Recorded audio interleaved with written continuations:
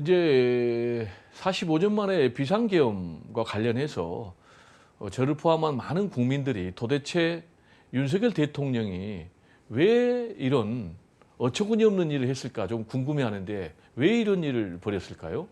그러니까 이 윤석열 대통령이 가장 문제가 된 게 뭐냐면 우리나라의 지금 위치가 어떤 상황에 있다고 보는 것에 대한 인식이 잘 안 돼 있는 거예요. 네. 지금 우리나라에 지금 뭐 참 세계에서 경제적인 이슈로 말할 것 같으면 전체 규모에서도 뭐 세계 12, 13위 이렇게 달리고 있고 지금 1인당 GDP가 3만 6천 불이 넘는 이런 사회고 또 우리나라 국민처럼 이렇게 성숙된 국민이 없어요.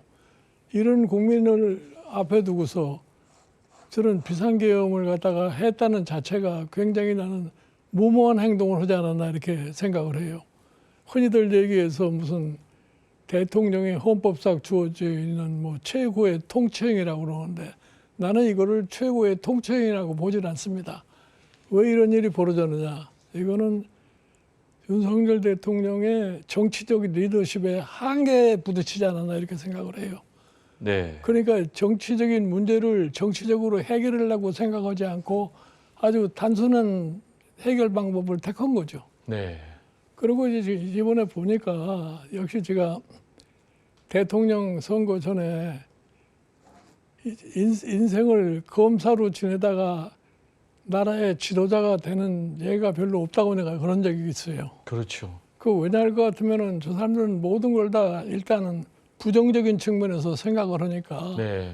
그러니까 자기가 정치적인 노력을 해서 지난 총선 같은 거를 좀 자기에게 유리하게 만들지를 않고 아무것도 안 하고 결국은 총선 결과가 자기에게 나쁘게 나타나니까 그냥 단순하게 부정선거 이런 식으로 일관해 왔단 말이에요. 네. 그러니까 제가 보기에는 뭐 자기는 정치를 안다고 생각하는지 모르지만 정치에 한 번도 경험이 없는 사람이 대통령이 되다 보니까 정치적 상황을 어떻게 정치적으로 풀 수 있을 것인가 하는 이런 리더십이 전혀 부재했다고 저는 생각을 해요. 이것이 오늘날 이런 비상계엄을 내릴 수밖에 없는 이런 상황이 아닌가 생각을 해요. 네. 평생을 그러니까 이제 결국 가서 비상계엄을 갖다 자기 나름대로 뭐 참 생각을 했는지 모르지만 우리나라가 당면한 현실과 맞지 않으니까 성공할 수가 없는 거죠. 네.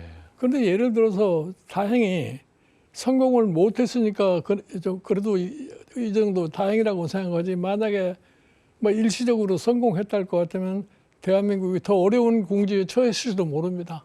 네. 국민적인 저항이 계속 지속됐을 때니까 네. 그런 과정에서 대한민국이 지금까지 성취한 모든 성과가 무너질 수밖에 없지 않나 하는 이런 생각을 해요. 네.